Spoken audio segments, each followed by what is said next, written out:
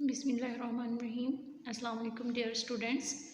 आज हम लोग डिस्कस करेंगे 9th क्लास का चैप्टर नंबर 2 का topic solving a biological problem. इसके स्टेप्स हम लोग पहले भी डिस्कस कर चुके हैं। दो पहले स्टेप्स जिनमें recognition of a biological problem and observation यानी कि स्टेप नंबर 1 एंड 2 हम लोग ऑलरेडी डिस्कस कर चुके हैं, जिसमें ऑब्जर्वेशन में हम लोगों ने क्वान्टिटेटिव और क्वालिटेटिव ऑब्जर्वेशन के बारे में भी डिटेल में बात की थी। तो अब जो नेक्स्ट स्टेप है ऑब्जर्वेशन के बाद, वो कौन सा स्टेप है? वो है फॉर्मुलेशन ऑफ द हाइपोथेसिस यानी कि स्टेप नंबर 3। यानी कि कोई भी हाइपोथेसिस जो है वो किस तरह से बनाया जाता है। सबसे पहले तो हम देखेंगे कि हाइपोथेसिस है क्या। ये टेंटेटिव एक्सप्लेनेशन होती है किसी भी ऑब्जर्वेशन की, यानी हम जो मुशाहिदा करते हैं उसकी टेंटेटिव एक्सप्लेनेशन होती है। अब जो है एक बायोलॉजिस्ट या जब कोई भी बायोलॉजिस्ट जो है हाइपोथेसिस बनाता है तो उसके अंदर कुछ खसूसियात का होना ज़रूरी है। यानी कि अगर वो खसूसियात उस हाइपोथेसिस के अंदर होंगी तभी वो हमारा जो हाइपोथेसिस होगा नेक्स्ट प्रोसीजर के लिए इस्तेमाल होगा। इसके अंदर कुछ बातें हैं जो हम लोग डिस्कस करेंगे कि एक हाइपोथेसिस के अंदर कौन कौन सी चीज़ें होनी चाहिए। तो ये कि एक बिल्कुल जनरल स्टेटमेंट होनी चाहिए, एक बिल्कुल ही आम सी स्टेटमेंट हो। उसके अलावा ये टेंटेटिव आइडिया होना चाहिए। उसके अलावा ये जो हमारे मुशाहिदात हैं, उस वक्त हमने ऑब्जर्वेशंस देखी हैं, उनके मुताबिक एग्री करता हो, यानी उसके मुताबिक मिलता जुलता हो। उसके अलावा इसको जितना हो सके ज़्यादा से ज़्यादा हम लोगों ने सिंपल रखना है, सादा हो, सादा बात हो हमारी ये। उसके अलावा ये है टेस्टेबल हो, यानी इसको बार बार हम लोग टेस्ट कर सकें। इसको जो है पोटेंशियली हम लोग इसको फॉल्सेबल भी कर सकें, यानी कोई इसको गलत साबित करना चाहे तो इसके अंदर इतनी पावर हो। अब कोई भी जो हाइपोथेसिस है उसमें ये तमाम बातें होंगी, तो हमने वो उसको जब तमाम बातें पूरी हो गई तो हम इसके बाद बनाते हैं डिडक्शंस। ये नेक्स्ट स्टेप है, यानी फॉर्मुलेशन ऑफ हाइपोथेसिस के बाद डिडक्शंस बनाई जाती हैं। तो कोई भी बायोलॉजिस्ट जो है वो डिडक्शंस जो है हाइपोथेसिस से ही ड्रा करता है। अब जो डिडक्शंस हैं ये बेसिकली हैं क्या? Deductions are the logical consequences of hypothesis, यानी कि ये मंतकी जो है नताइज होते हैं जो कि इससे रिलेटेड होते हैं हमारे हाइपोथेसिस से। इस पर्पज़ के लिए एक हाइपोथेसिस को ये समझा जाता है कि ये बिल्कुल सही है और इसके रिजल्ट को इसमें से निकाल लिया जाता है।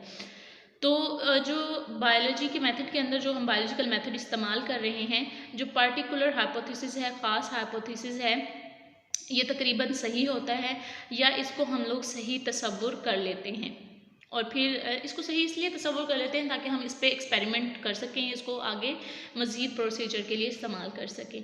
तो इसके अंदर जो है इसकी पहचान क्या है कि इसके अंदर इफ़ और देन जो है ये जो है वो इन्वॉल्व होते हैं।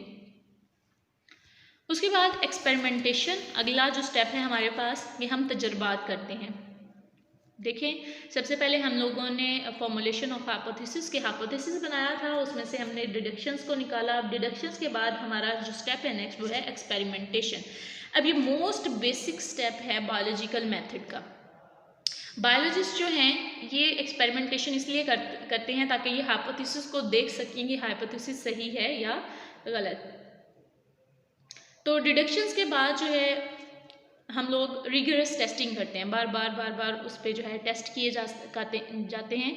तो एक्सपेरिमेंट नताइज जब निकल आता है कोई, तो उसको देखते हैं कि अगर तो वो जो हमने हाइपोथेसिस बनाया था उस एक्सपेरिमेंट के लिहाज से सही साबित हो गया है, तो उस हाइपोथेसिस को सही साबित करके उसको हम लोग नेक्स्ट जो है प्रोसीजर के लिए इस्तेमाल करते हैं। अगर हाइपोथेसिस हमारा सही नहीं होगा तो उस हाइपोथेसिस को रिजेक्ट कर दिया जाता है, और जो हमारे पास सही होता है, सही साबित होता है इस एक्सपेरिमेंटेशन के बाद, यानी इन तजर्बात के बाद जो हाइपोथेसिस हमारे पास सही साबित होगा उसको एक्सेप्ट कर लिया जाता है और इसको फर्दर जो है प्रेडिकेशन के लिए इस्तेमाल किया जाता है। इसके बाद जो नेक्स्ट स्टेप है, यानी तजुर्बात करने के बाद, एक्सपेरिमेंटेशन करने के बाद अगला जो मरहला आता है वो है समराइजेशन ऑफ रिजल्ट्स। यानी कि जितने भी हम लोगों ने तजुर्बात किए हैं उनके डाटा को इकट्ठा किया जाता है। बायोलॉजिस्ट यानी कि एक वक्त में एक एक्सपेरिमेंट नहीं करते, बहुत सारे एक्सपेरिमेंट करते हैं और बहुत सारे ग्रुप्स पर एक्सपेरिमेंट्स किए जाते हैं। तो उन तमाम एक्सपेरिमेंट्स को, उन तमाम डाटा को इकट्ठा किया जाता है और उसकी एवरेज निकाली जाती है स्टैटिकली, और उसके जो है कंक्लूजन्स ड्रा किए जाते हैं। इसमें जो है बायोलॉजिस्ट बेसिकली स्टैटिकल एनालिसिस को इस्तेमाल करते हैं। उसके बाद है रिपोर्टिंग द रिजल्ट्स, यानी कि अगला जो हमारा आखिरी स्टेप है वो कौन सा होगा कि इसमें हम जो बायोलॉजिस्ट होते हैं वो जो इनका नतीजा निकलता है या इनकी जो भी फाइंडिंग्स होती हैं या जो भी चीज़ इससे नतीजा अखज़ करते हैं उसको ये लोग रिपोर्ट करते हैं इन फाइंडिंग्स को।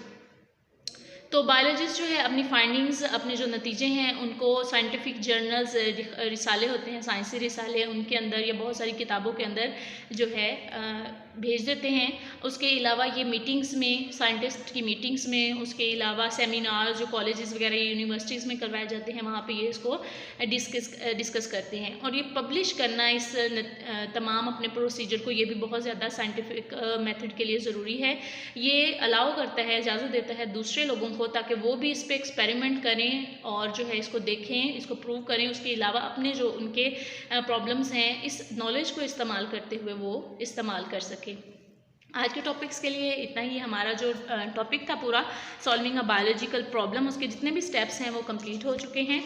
बाकी जो है हम नेक्स्ट अपने उस लेक्चर में डिस्कस करेंगे इंशाल्लाह। तब तक के लिए अल्लाह हाफ़िज़।